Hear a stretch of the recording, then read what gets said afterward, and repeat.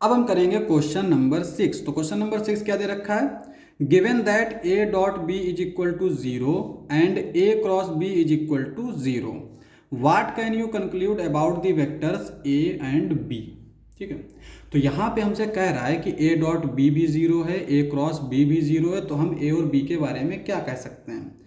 अब एक चीज देखो, दो वेक्टर का अगर डॉट प्रोडक्ट 0 है तो इसका मतलब क्या हुआ कि ये दोनों वेक्टर परपेंडिकुलर हैं, क्योंकि डॉट प्रोडक्ट में आता है कॉस थीटा, और कॉस थीटा यानी थीटा अगर 90 होगा तो कॉस थीटा 0, तो ये 0 हो जाएगा। तो इसका मतलब ए परपेंडिकुलर होता है बी पे। अगर क्रॉस प्रोडक्ट 0 है तो इसका मतलब होता है कि ए जो है वो पैरेलल है बी के। अब एक वेक्टर दूसरे वेक्टर के ऊपर या तो परपेंडिकुलर होगा या फिर पैरेलल होगा, ठीक है, यानी और वाला साइन होता।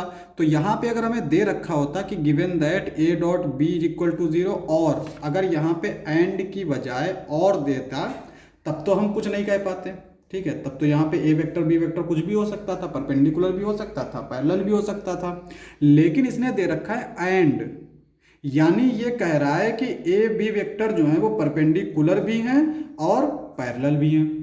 तो ऐसा तो पॉसिबल हो नहीं सकता कि दो वेक्टर हों जो परपेंडिकुलर भी एक साथ हों और पैरेलल भी हों। तो इसका मतलब ये हुआ कि ए वेक्टर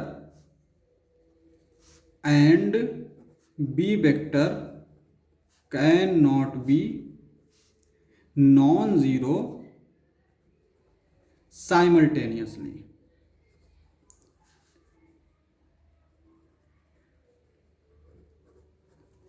तो ए और बी दोनों वेक्टर एक साथ हमारे नॉन जीरो नहीं हो सकते, क्योंकि अगर दोनों नॉन जीरो हुए तो या तो दोनों परपेंडिकुलर हों और पैरेलल हों, ठीक है, और ऐसा तो पॉसिबल है नहीं। तो इसका मतलब कम से कम एक वेक्टर को जीरो होना पड़ेगा, क्योंकि अगर हम बी को जीरो रख रहे हैं तो ए डॉट बी क्या आएगा, जीरो, तो पॉसिबल है।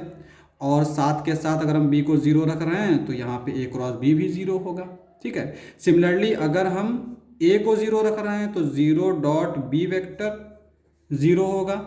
Similarly zero cross B vector ये भी जीरो होगा। तो इसका मतलब ये हुआ कि either A vector is equal to zero और B vector is equal to zero. तो इसका मतलब या तो ए को जीरो होना पड़ेगा या तो बी को जीरो होना पड़ेगा, यही हमारा आंसर हो जाएगा।